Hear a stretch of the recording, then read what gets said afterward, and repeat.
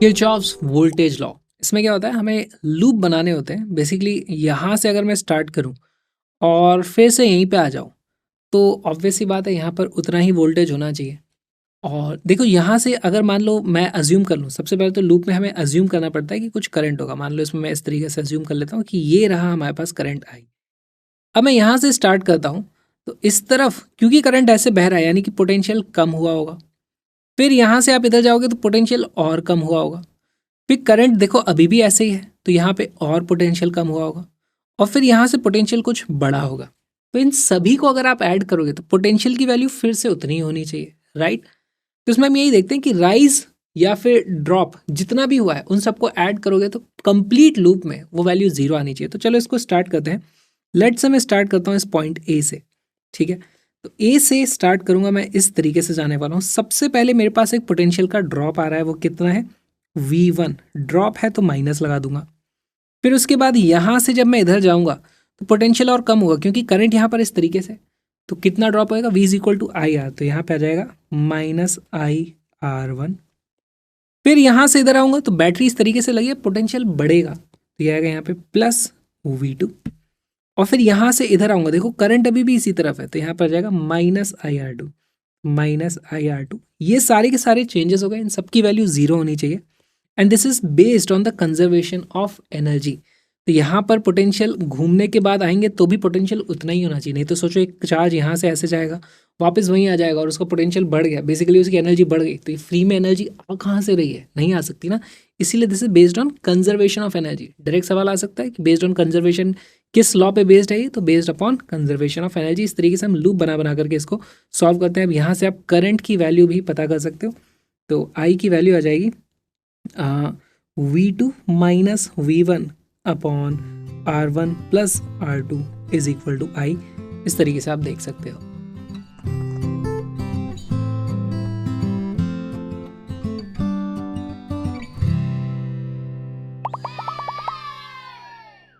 In the circuit shown below the current in the 1 ohm resistor is कितना है। तो देखो यहाँ पर इसमें हमें बताना है कितना करंट है। इसको करने के दो तरीके हो गए, एक हो गया जंक्शन लॉ, एक हो जाएगा हमारा वोल्टेज लॉ। तो जंक्शन लॉ में हम क्या करेंगे, एक जंक्शन ले लेंगे। पहले तो मान लो यही जंक्शन मैं ले लेता हूँ और इसका मैं पोटेंशियल मान लूंगा भाई V, मुझे नहीं पता उसकी वैल्यू क्या है।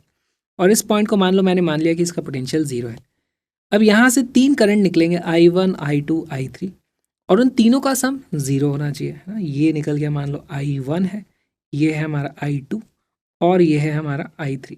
मैं यहाँ पे इक्वेशन क्या लिख दूंगा, I1 plus I2 plus I3 equal to 0। अब यहाँ पे I1 को आप किस तरीके से लिख सकते हो, आपको V से जाना है तो ये हो जाएगा V plus six minus 0 divided by 3, ये आ जाएगा हमारे पास current I is equal to V upon R। इस तरीके से तो आप सारे के सारे करंट लिखोगे तो आपको V मिल जाएगा। जैसे ही आपको V मिल जाएगा फिर आप ये वाला करंट निकाल सकते हो। पहला तरीका तो ये हो गया।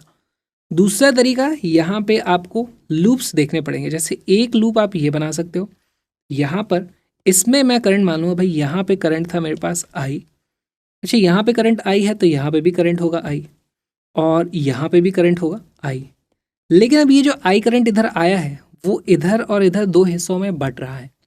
अगर मैं इसकी वैल्यू कुछ मान लूँ, लेट से मैंने इसको बोल दिया कि ये है मेरे पास I1, तो मुझे पता चल जाएगा यहाँ पे कितना करंट होगा, यहाँ पे करंट होगा I माइनस I1। यहाँ पे कितना करंट आ जाएगा, I माइनस I1। यहाँ पे भी वही करंट हमारे पास होगा। अब इस लूप वाले मेथड में आपको दो लूप बनाने हैं। एक लूप यहीं से स्टार्ट करो इस तरीके से, और आपको चेक करना है इसमें जितने भी अप्स एंड डाउन्स होंगे पोटेंशियल के सबको ऐड करो, सबकी वैल्यू जीरो कर देना। एक लूप आप ये भी बना सकते हो और एक लूप आप ये भी पूरा का पूरा बना सकते हो। क्लोज लूप होना जरूरी है। तो दोनों तरीकों से इस क्वेश्चन को सॉल्व करो, आपके सारे डाउट्स क्लियर हो जाएंगे कैसे करंट इलेक्ट्रिसिटी में सर्किट एनालिसिस होता है। वीडियो को पॉज करो, दोनों तरीकों से इसको सॉल्व करो।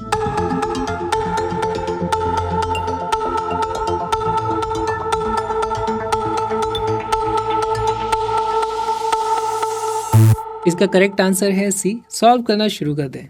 देखो पहले मैं यहाँ पर I1 की वैल्यू क्या लिख सकता हूँ, V था यहाँ का पोटेंशियल, यहाँ का पोटेंशियल हो जाएगा V प्लस सिक्स, यहाँ का पोटेंशियल है V प्लस सिक्स और ये है 0। तो V प्लस सिक्स माइनस 0, ये हो गया potential difference, V plus six minus 0 divided by resistance कितना है 3। तो ये यहाँ का करंट आ गया। प्लस I2 की वैल्यू कितनी हो जाएगी, ये है I2, वो हो जाएगा V minus 0 divided bye 1, V minus 0 divided bye 1, plus I3 की वैल्यू कितनी है।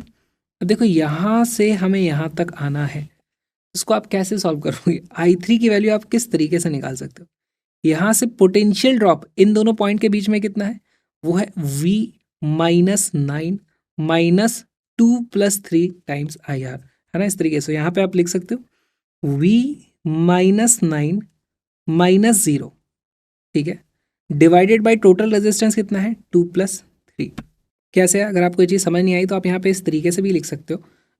यहाँ से मान लो हमारे पास करंट I3 है, तो बेसिकली मैं यहाँ से इसका पोटेंशियल भी लिख सकता था। कैसे लिखता, इसको लिख देता मैं 0, वहाँ से स्टार्ट किया हमने plus 3I3 plus 9 plus 2I3 is equal to V। हमारे पास ये आता है, इसी को रीअरेंज करके हमने यहाँ पर ये वाली इक्वेशन लिख दी है। यहाँ से जो I3 की वैल्यू आएगी वो यही वैल्यू आएगी, आप इस तरीके से भी लिख सकते हो। जी, तीनों जो वैल्यू आई हैं ये तीनों मिलकर के आनी चाहिए 0। यहाँ से देखो हमारे पास इक्वेशन क्या आ जाती है, V plus 6/3 plus V minus 9 divided by 5 is equal to 0। यहाँ पर LCM लेना पड़ेगा, तो यह आ जाएगा 5V plus 30 plus 15V plus 3V minus 27 is equal to 0। यहाँ से V की जो वैल्यू आ जाती है वो आ जाती है -3 डिवाइडेड बाई 23। ऑलराइट, तो हमारे पास इस पॉइंट का पोटेंशियल आ चुका है -3 डिवाइडेड बाई 23। इसका मतलब क्या हुआ, अगर ये 0 था तो ये नेगेटिव पोटेंशियल हो गया। इसका मतलब एक्चुअली करंट इस तरफ फ्लो होएगा, तो हमारे जो I2 की वैल्यू आने वाली है वो नेगेटिव आएगी। हमारे पास Q से लेके P की तरफ हमारे पास आने वाला है, तो Q से P एक ही ऑप्शन दिख रहा है एक्चुअली, तो C हमारा आंसर हो जाता है। चेक कर लेते हैं फिर भी इसकी जो वैल्यू आती है ना, ये वाली वैल्यू हमारे पास यहाँ से करंट की वैल्यू आ जाएगी I is equal to V divided by R, which is equal to R की वैल्यू 1 है तो -2 डिवाइडेड बाई -3 डिवाइडेड बाई 23 यही आने वाला है, जिसकी वैल्यू होती है 0.13 एम्पियर। ये तो एक मेथड हमारे पास हो गया। अब हम देखते हैं इसको दूसरे मेथड से किस तरीके से सॉल्व करना है। तो यहाँ पर हमें लूप्स बनाने होंगे। सबसे पहले मैं ये वाला लूप बनाऊंगा और इसमें किसी भी पॉइंट से आप स्टार्ट कर सकते हो, यहाँ से यहाँ से यहाँ से कहीं से भी, क्योंकि हमें पूरा घूमना है इस तरीके से। लेट से मैं यहाँ से स्टार्ट करता हूँ, ठीक है, यहाँ से मैं स्टार्ट करूँगा और सबसे पहले मैं ऊपर जाऊँगा तो मेरे पास पोटेंशियल बढ़ रहा है, तो हो जाएगा +9। फिर उसके बाद मैं यहाँ से इधर आया तो पोटेंशियल कम होगा क्योंकि करंट इस तरफ है, तो वो जाएगा -2 इंटू करंट की वैल्यू वहाँ पे कितनी है I। फिर यहाँ से इस तरफ जा रहा हूँ तो यहाँ पे पोटेंशियल कम होगा, लेकिन यहाँ पे करंट की वैल्यू I नहीं है, I1 है, तो आ जाएगा -1 इंटू I1। और फिर यहाँ से जब मैं इधर जाता हूँ तो फिर से पोटेंशियल कम होएगा क्योंकि करंट इसी तरफ है, तो आ जाएगा -3I इज इक्वल टू 0। यहाँ से मैं लिख सकता हूँ 9 is equal to 5I plus I1। ठीक, ये आ गई हमारे पास इक्वेशन नंबर 1। अब दूसरा लूप, इसको भी ले सकते हो, इसको भी ले सकते हो, मैं इसको ले लेता हूँ। कहीं से भी स्टार्ट कर सकते हो, यहाँ से स्टार्ट कर लेते हैं, इस तरीके से घूमेंगे, ठीक है। दूसरी इक्वेशन हमारे पास आएगी, सबसे पहले यहाँ से इधर जाऊँगा तो पोटेंशियल ड्रॉप होगा और उसकी वैल्यू कितनी हो जाएगी, हो जाएगा -3 इंटू करंट कितना है I माइनस I1। ठीक, उसके बाद यहाँ से जब मैं इधर जाता हूँ, देखो करंट इस तरफ था हमारी मार्किंग के हिसाब से, उसका मतलब इधर पोटेंशियल बढ़ा हुआ होगा, हो जाएगा +1 इंटू I1।